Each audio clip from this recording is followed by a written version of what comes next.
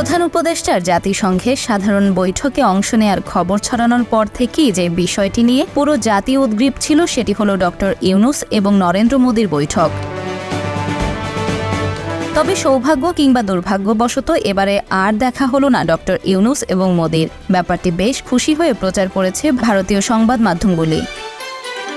তবে সেই অধিবেশনে বাংলাদেশ আছে বেশ এগিয়ে। বাংলাদেশের হয়ে নিজের কূটনৈতিক সক্ষমতার প্রমাণ দিয়েছেন বাংলাদেশের অন্তর্বর্তী সরকারের প্রধান উপদেষ্টা ডক্টর ইউনূস। জাতিসংঘের ৭৯তম সাধারণ অধিবেশনের ফাঁকে ডক্টর ইউনূসের সাথে দ্বিপাক্ষিক বৈঠক করবেন মার্কিন প্রেসিডেন্ট জো বাইডেন।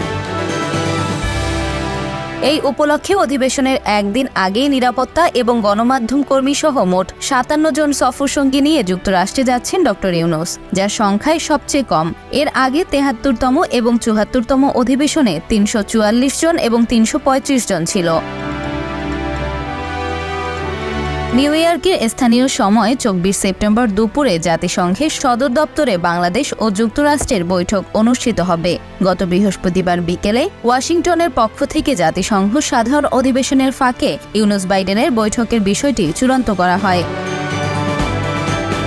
এটি বাংলাদেশের ইতিহাসে একটি বিরল ঘটনা। এর আগে গত ৩ দশকেও বাংলাদেশের কোনো সরকার প্রধানের সঙ্গে এমন বৈঠক কখনোই হয়নি।